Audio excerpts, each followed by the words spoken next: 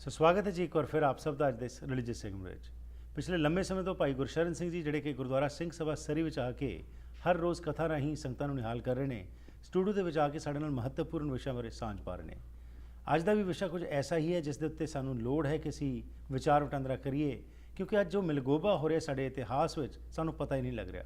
ਅਸਲ ਵਿੱਚ ਇਤਿਹਾਸ ਹੈ ਕੀ ਹੈ, ਇਤਿਹਾਸ ਦੇ ਕਿਹੜੇ ਉਹ ਸੋਮੇ ਨੇ ਜਿਨ੍ਹਾਂ ਦੇ ਪ੍ਰਤੀ ਅਸੀਂ ਸੁਹਿਰਦ ਹੋਣਾ ਹੈ, ਤੇ ਖਾਸ ਤੌਰ ਦੇ ਉੱਤੇ ਇਸ ਇਤਿਹਾਸ ਤੋਂ ਕਿਵੇਂ ਅਸੀਂ ਸਮਝ ਕੇ ਗੁਰਬਾਣੀ ਦੀ ਕਸਵੱਟੀ ਨੂੰ ਅੱਗੇ ਲਾ ਕੇ ਦੇਖਣਾ ਹੈ ਕਿ ਕਿਹੜੀ ਚੀਜ਼ ਜੋ ਹੈ ਸਾਡੇ ਤੇ ਪਾਰੂ ਹੋ ਰਹੀ ਹੈ।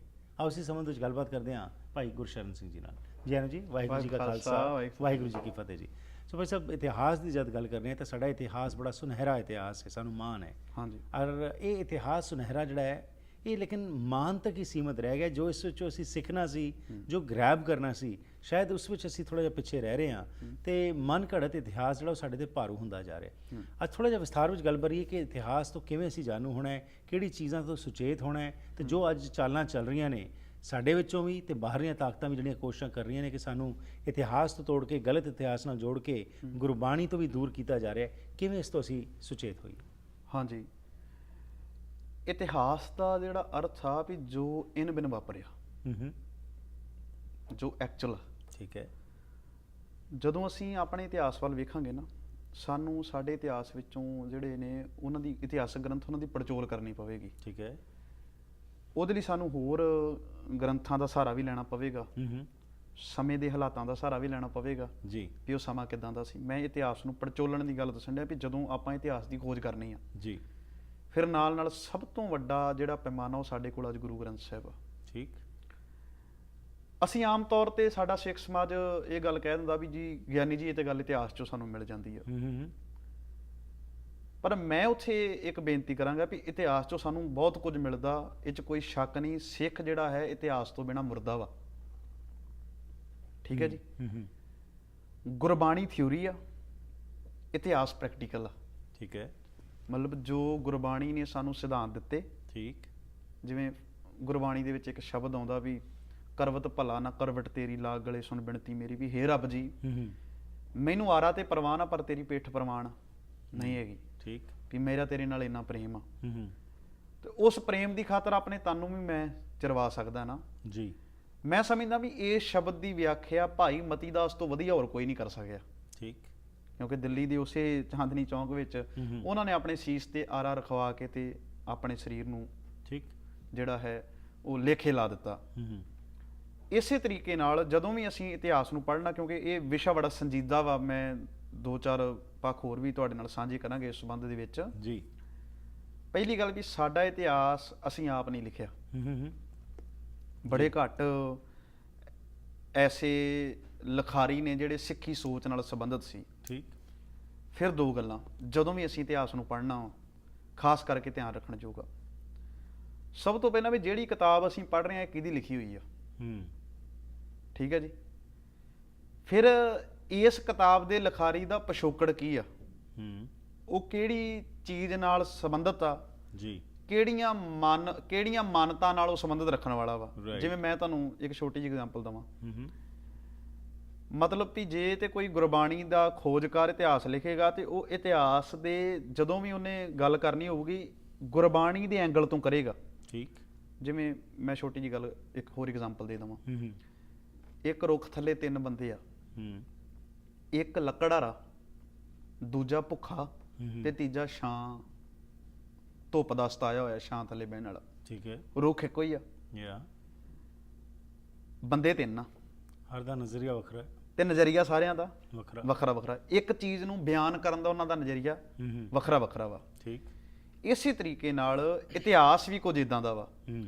ਸਾਨੂੰ ਇਹ ਵੇਖਣਾ ਪਵੇਗਾ ਵੀ ਇਹ ਬੰਦਾ ਕਿੱਥੋਂ ਉੱਠ ਕੇ ਆਇਆ, ਇਹਨੇ ਕਿਵੇਂ, ਜਾਂ ਇਹਦੀ ਸੋਚ ਕੀ ਹੈ, ਇਹ ਕਿਹੜੇ ਰਿਲੀਜਨ ਨਾਲ ਸੰਬੰਧਿਤ ਆ, ਜਾਂ ਕਿਹੜੀ, ਜਿਵੇਂ ਹੁਣ ਆਪਾਂ ਗੱਲ ਕਰ ਲਈਏ ਵੀ ਜਦੋਂ ਸਾਡਾ ਇਤਿਹਾਸ ਲਿਖਿਆ ਗਿਆ ਤੇ ਸ਼ਰਧਾ ਵਸ ਵਾਲਾ ਲਿਖਿਆ ਗਿਆ। ਠੀਕ। ਜਦੋਂ ਬੰਦਾ ਸ਼ਰਧਾ ਦੇ ਵਸ ਵਿੱਚ ਪੈ ਜਾਂਦਾ ਨਾ, ਉਦੋਂ ਅਸਲੀ ਰੂਪ ਉਹਦਾ ਪਿੱਛੇ ਹੋ ਜਾਂਦਾ ਚੀਜ਼ ਦਾ ਤੇ ਸ਼ਰਧਾ ਅੱਗੇ ਆ ਜਾਂਦੀ ਹੈ। ਸ਼ਰਧਾ ਬੜੀ ਜ਼ਰੂਰੀ ਹੈ। ਮੈਂ ਪਹਿਲਾਂ ਬੇਨਤੀ ਕਰਾਂ ਵੀ ਇਹ ਨਹੀਂ ਵੀ ਸ਼ਰਧਾ ਨਹੀਂ ਚਾਹੀਦੀ, ਪਰ ਸ਼ਰਧਾ ਦੇ ਨਾਲ ਨਾਲ ਗਿਆਨ ਵੀ ਚਾਹੀਦਾ। ਬਿਲਕੁਲ, ਦੋਨੋਂ ਪਹੀਏ ਨੇ ਜੀ, ਦੋਨੋਂ ਪਹੀਏ ਆ, ਹੈ ਨਾ ਜੀ।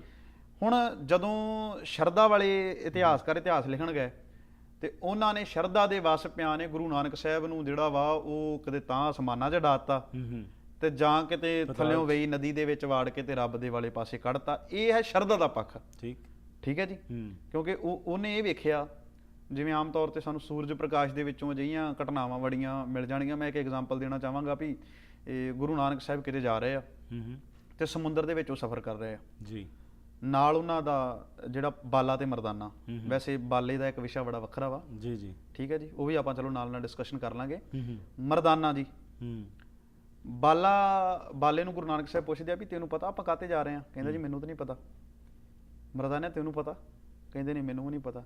ਕਹਿੰਦੇ ਆਪਾਂ ਇੱਕ ਮੱਛੀ ਤੇ ਚੜ੍ਹ ਕੇ ਜਾ ਰਹੇ ਆ। ਅੱਛਾ ਜੀ।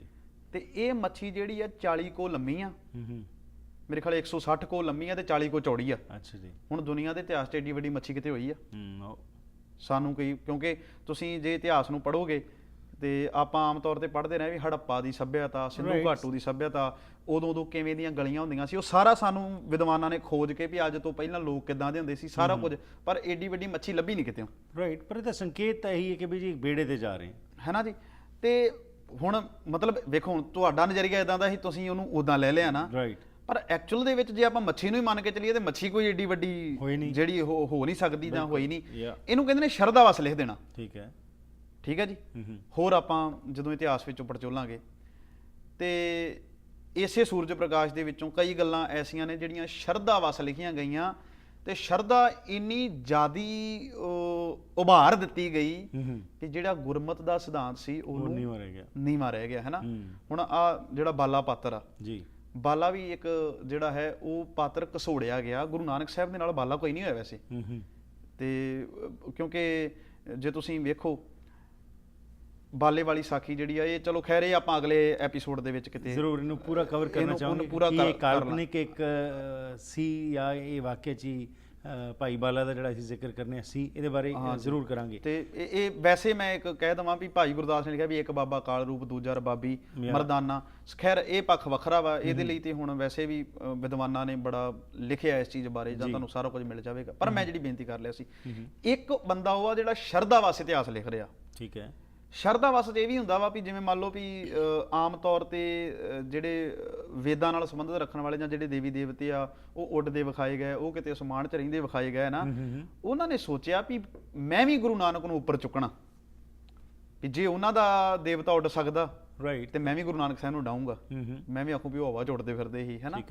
ਸੋ ਇੱਕ ਨਜ਼ਰੀਆ ਇਹ ਵਾ ਇਤਿਹਾਸ ਲਿਖਣ ਦਾ। ਠੀਕ ਹੈ। ਠੀਕ ਹੈ ਜੀ।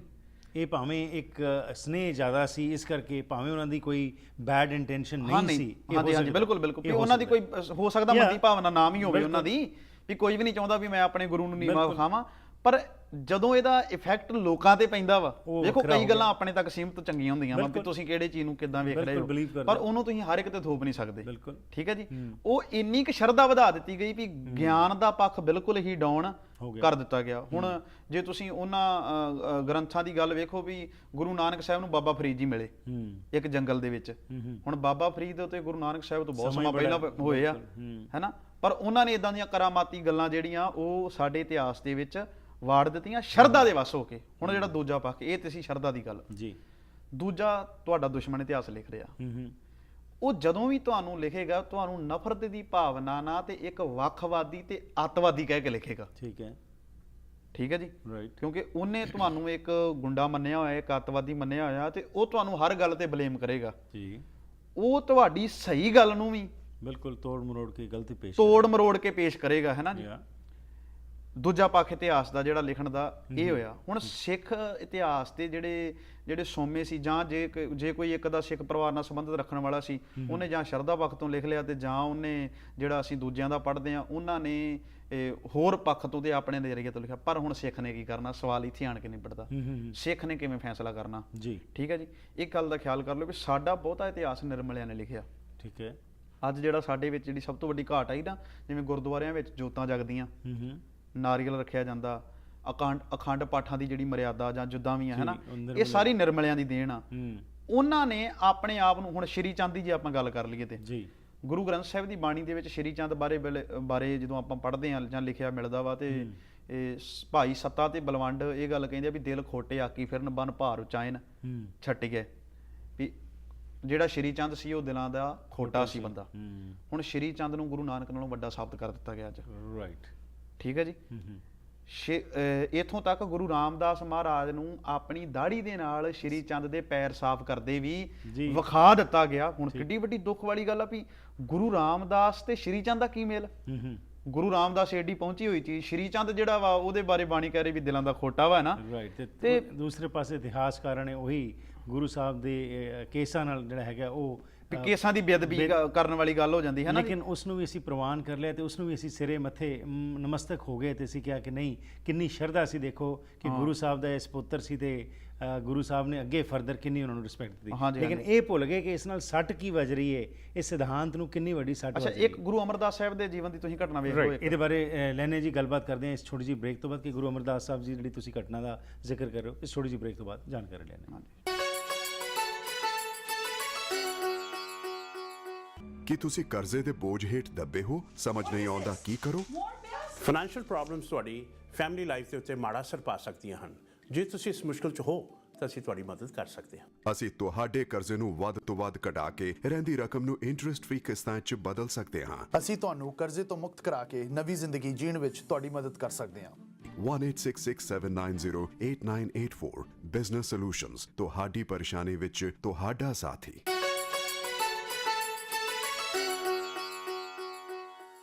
ਸੋ ਸਵਾਗਤ ਕਰਦੇ ਹਾਂ ਜੀ ਇੱਕ ਵਾਰ ਫਿਰ ਆਪ ਸਭ ਦਾ ਅੱਜ ਦੇ ਇਸ ਰਿਲੀਜੀਅਸ ਸੈਗਮੈਂਟ ਵਿੱਚ। ਇੱਕ ਬਹੁਤ ਹੀ ਮਹੱਤਵਪੂਰਨ ਵਿਸ਼ੇ ਦੀ ਗੱਲਬਾਤ ਚੱਲ ਰਹੀ ਹੈ ਕਿ ਕਿਵੇਂ ਇਤਿਹਾਸ ਵਿੱਚ ਮਿਲਗੋਬਾ ਹੋ ਰਿਹਾ ਹੈ ਤੇ ਅਸੀਂ ਅੱਖਾਂ ਮੀਟ ਕੇ ਉਸ ਨੂੰ ਸਵੀਕਾਰ ਕਰਦੇ ਜਾ ਰਹੇ ਹਾਂ।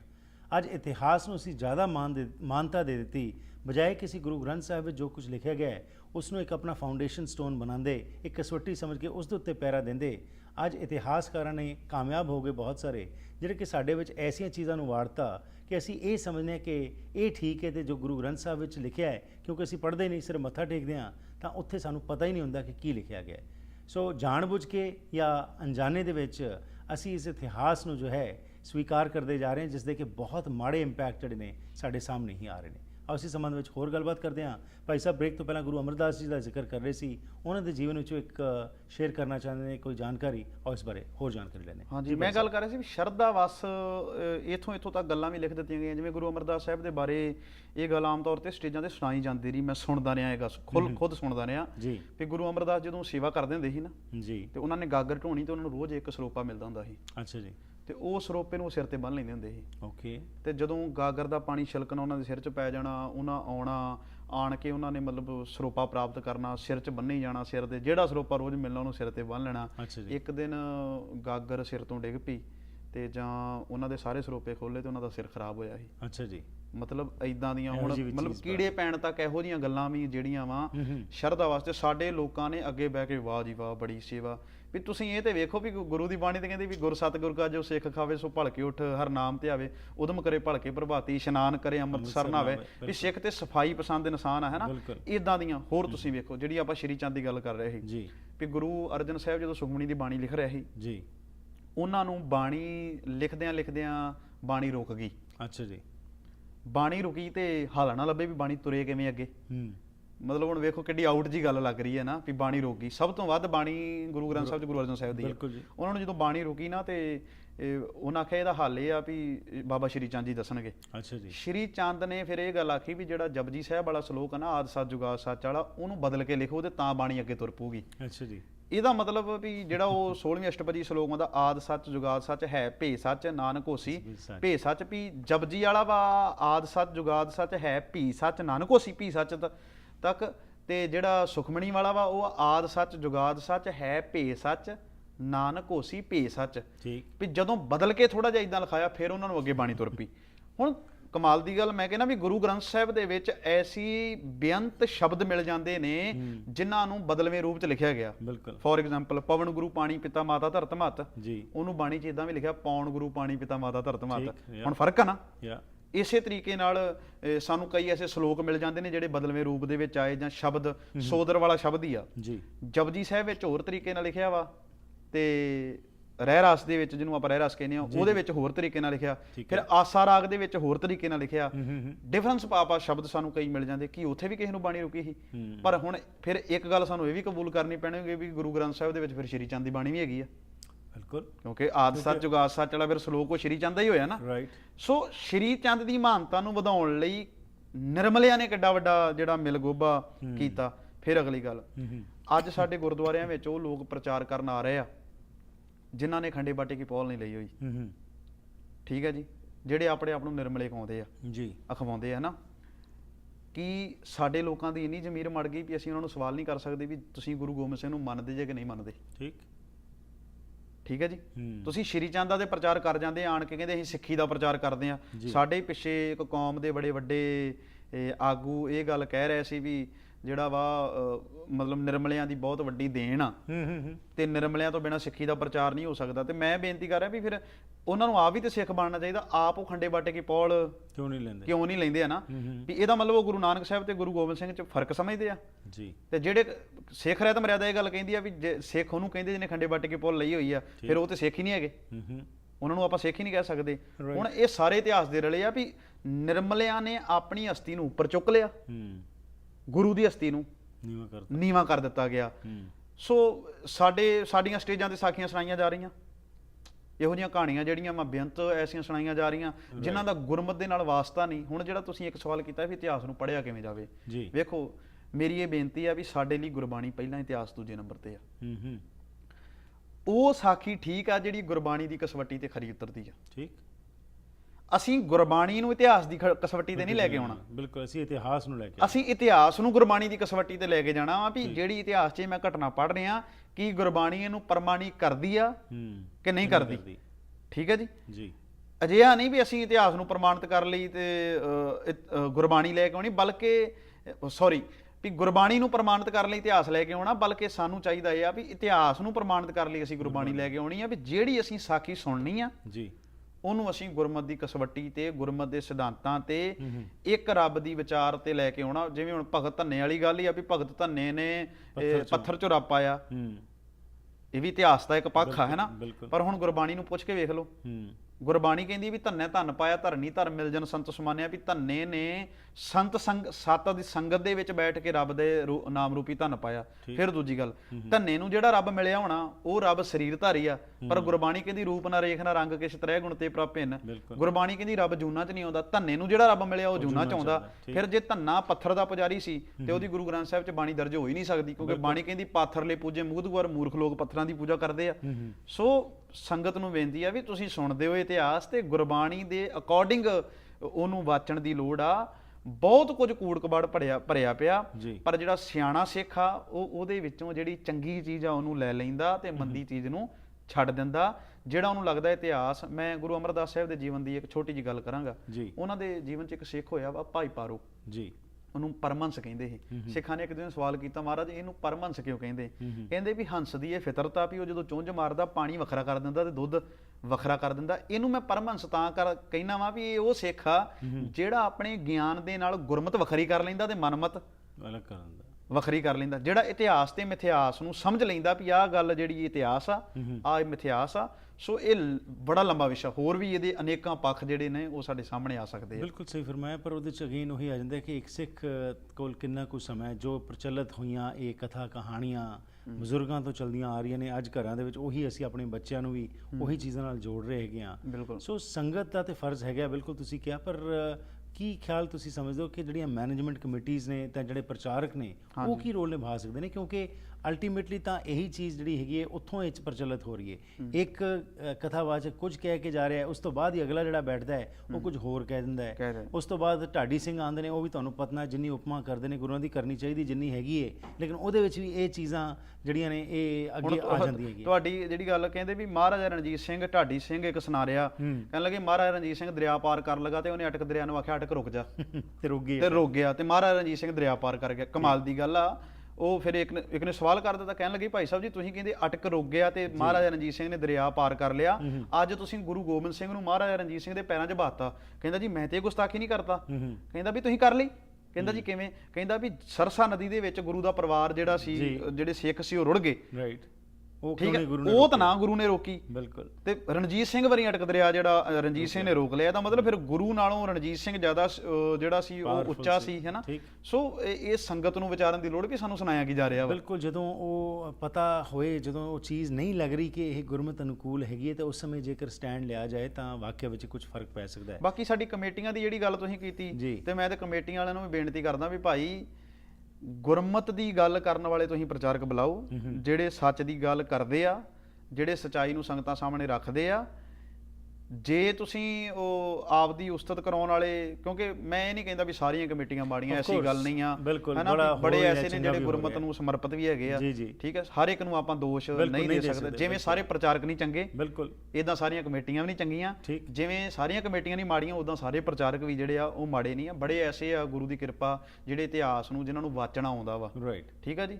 ਤੇ ਇੱਕ ਉਹ ਵੀ ਹੈਗੇ ਆ ਜਿਹੜੇ ਲਕੀਰ ਦੇ ਫਕੀਰ ਆ, ਉਹਨਾਂ ਜੋ ਪੜਿਆ ਉਹ ਬਿਲਕੁਲ ਉਹੀ ਸੁਣਾਈ ਚੀਜ਼ ਚੱਲ ਰਹੀ। ਸੋ ਇਹਦੇ ਵਾਸਤੇ ਜਿਸ ਦੋਵਾਂ ਨੂੰ ਸੁਹਿਰਦ ਹੋਣ ਦੀ ਲੋੜ ਆ। ਸੁਹਿਰਦਤਾ ਦੀ ਜਿਹੜੀ ਤੁਸੀਂ ਜ਼ਿਕਰ ਕਰ ਰਹੇ ਹੋ, ਉਹਦੇ ਵਿੱਚ ਅੱਜ ਜੋ ਤੁਸੀਂ ਦੇਖ ਰਹੇ ਹੋ, ਜਿਸ ਤਰੀਕੇ ਨਾਲ ਇਹ ਪਸਾਰਾ ਇੰਨਾ ਫੈਲ ਚੁੱਕਿਆ ਹੈਗਾ, ਤੁਹਾਨੂੰ ਕੋਈ ਆਸ ਨਜ਼ਰ ਆ ਰਹੀ ਹੈ ਕਿ ਇਸ ਚੋਂ ਅਸੀਂ ਬਾਹਰ ਨਿਕਲ ਸਕਾਂਗੇ? ਅਖੀਰ ਵਿੱਚ ਬਰੀਫਲੀ ਇਹ ਦੱਸ ਦਿਓ, ਤੁਸੀਂ ਕੀ ਜਦੋਂ ਰੋਜ਼ ਦੇਖਦੇ ਹੋ ਜਿਸ ਤਰੀਕੇ ਦਾ ਮਾਹੌਲ ਹਰ ਪਾਸੇ ਭਾਰੂ ਹੋ ਰਿਹਾ ਹੈ, ਇਹ ਮਿਥਿਹਾਸ ਤੇ ਹੋਰ ਵਹਿਮ ਭਰਮ ਜਿਹੜੇ ਇਤਿਹਾਸ ਨਾਲ ਜੋੜ ਕੇ ਜਿਹੜੇ ਸਾਡੇ ਤੇ ਕਾਬਜ਼ ਕੀਤੇ ਜਾ ਰਹੇ ਨੇ, ਸਾਨੂੰ ਉਹਨਾਂ ਤੇ ਫਸਾਇਆ ਜਾ ਰਿਹਾ ਹੈ, ਤੁਹਾਨੂੰ ਕੋਈ ਆਸ ਹੈਗੀ? ਵੇਖੋ, ਮੈਂ ਆਸ ਦੀ ਜਿਹੜੀ ਗੱਲ ਕਰ ਸਕਦਾ, ਮੈਂ ਇਹਦਾ ਬਰੀਫਲੀ ਆਨਸਰ ਤੇ ਨਹੀਂ ਦੇ ਸਕਦਾ, ਜੀ। ਪਰ ਇੰਨੀ ਗੱਲ ਆਖਾਂਗਾ ਵੀ ਸੰਗਤ ਜਿਹੜੀ ਆ ਉਹ ਗੁਰਦੁਆਰੇ ਗੁਰਬਾਣੀ ਦੀ ਕਥਾ ਸੁਣਨ ਆਵੇ। ਠੀਕ ਹੈ। ਤੇ ਇਹ ਨਾ ਆਖੇ ਵੀ ਭਾਈ ਆਹ ਗੱਲ ਸਾਡੇ ਉਲਟ ਕਹਿ ਰਿਹਾ ਤੇ ਭਾਈ ਇਦਾਂ ਕਹਿ ਰਿਹਾ ਵਾ, ਹਨਾ, ਜਾਂ ਇਹ ਇਦਾਂ ਬੋਲੀ ਜਾ ਰਿਹਾ। ਅਸੀਂ ਗੁਰੂ ਨੂੰ ਸਮਰਪਿਤ ਹੋ ਕੇ ਆਈਏ। ਪ੍ਰਚਾਰਕ ਵੀ ਗੁਰੂ ਨੂੰ ਸਮਰਪਿਤ ਹੋ ਕੇ ਗੱਲ ਕਰੇ, ਨਾ ਉਹ ਪ੍ਰਬੰਧਕ ਕਮੇਟੀਆਂ ਦੇ ਹਿਸਾਬ ਨਾਲ ਚੱਲੇ, ਨਾ ਉਹ ਸੰਗਤ ਦੇ ਹਿਸਾਬ ਨਾਲ ਚੱਲੇ, ਗੁਰੂ ਦੇ ਹਿਸਾਬ ਨਾਲ। ਜਦੋਂ ਸਾਰੇ ਚੱਲਣ ਲੱਗ ਪਏ ਨਾ, ਸਭ ਕੁਝ ਠੀਕ ਹੋਣਾ। ਅਦਰਵਾਇਜ਼ ਕੋਈ ਆਸ ਨਹੀਂ ਜੀ। ਤੁਹਾਡਾ ਬਹੁਤ ਧੰਨਵਾਦ ਜੀ, ਬੜਾ ਤੁਸੀਂ ਪਰਪੱਖ ਜਵਾਬ ਦਿੱਤੇ ਹੈਗੇ ਨੇ, ਕਿਉਂਕਿ ਵਾਕਈ 'ਚ ਜਿਹੜੀ ਗੱਲ ਹੈਗੀ ਕਿ ਸਾਨੂੰ ਆਪ ਜਦ ਤੱਕ ਇਹਨਾਂ ਚੀਜ਼ਾਂ ਦੇ ਉੱਤੇ ਹੀ ਸੁਰਤਾ ਨਹੀਂ ਲਿਆਵਾਂਗੇ, ਮੈਨੇਜਮੈਂਟ ਕਮੇਟੀਆਂ ਵੀ ਸਾਡੇ 'ਚੋਂ ਗਈਆਂ,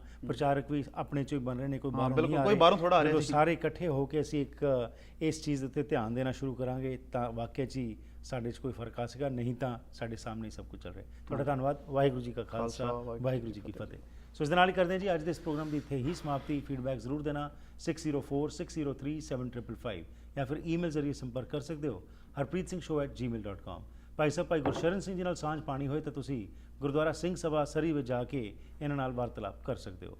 ਧੰਨਵਾਦੀ ਅਸੀਂ ਆਪਣੇ ਸਪਾਂਸਰ ਤੇ ਐਡਵਰਟਾਈਜ਼ਰਸ ਦੇ, ਜਿਨ੍ਹਾਂ ਦੀ ਬਦੌਲਤ ਇਹ ਪ੍ਰੋਗਰਾਮਸ ਤੁਹਾਡੇ ਤੱਕ ਪਹੁੰਚਦੇ ਨੇ। ਬੜੇ ਲੰਬੇ ਸਮੇਂ ਤੋਂ 3 ਸਾਲਾਂ ਤੋਂ ਜੋ ਹਰ ਰੋਜ਼ ਤੁਹਾਡੇ ਘਰਾਂ ਵਿੱਚ ਆ ਕੇ ਪ੍ਰੋਗਰਾਮ ਨੂੰ ਲਿਆ ਰਹੇ ਹਾਂ, ਪਰ ਹੁਣ ਆਪ ਸਭ ਨੂੰ ਦਿਲੋਂ ਅਪੀਲ ਕਰਦੇ ਹਾਂ ਕਿ ਇਸ ਪ੍ਰੋਗਰਾਮ ਨੂੰ ਅੱਗੇ ਚਲਾਉਣ ਵਾਸਤੇ ਜ਼ਰੂਰ ਸਾਡਾ ਸਪੋਰਟ ਕਰੋ, ਤਾਂ ਕਿ ਇਸ ਨੂੰ ਅਸੀਂ ਅੱਗੇ ਹਰ ਰੋਜ਼ ਤੁਹਾਡੇ ਤੱਕ ਲਿਆ ਸਕੀਏ। ਜੇਕਰ ਬਿਜ਼ਨਸ ਕਰਦੇ ਹੋ ਤਾਂ ਵਪਾਰੀ ਭਰਾਵਾਂ ਨੂੰ, ਭੈਣਾਂ ਨੂੰ ਇਹ ਬੇਨਤੀ ਹੈ ਕਿ ਐਡਵਰਟਾਈਜ਼ਮੈਂਟ ਰਾਹੀਂ ਜਾਂ ਤੁਸੀਂ ਕਿਸੇ ਪ੍ਰੋਗਰਾਮ ਨੂੰ ਸਪਾਂਸਰ ਕਰਨਾ ਚਾਹੋ, ਉਸ ਬਾਰੇ ਕੋਈ ਵੀ ਇਨਫੋਰਮੇਸ਼ਨ ਲੈਣੀ ਹੈ ਤਾਂ ਸਾਡੇ ਨਾਲ ਸੰਪਰਕ ਕਰਨਾ। ਲੈਣਾ ਆ ਗਿਆ, ਫਿਰ ਮੁਲਾਕਾਤ ਕਰਾਂਗੇ। ਤਦ ਤੱਕ ਗੁੱਡ ਬਾਏ।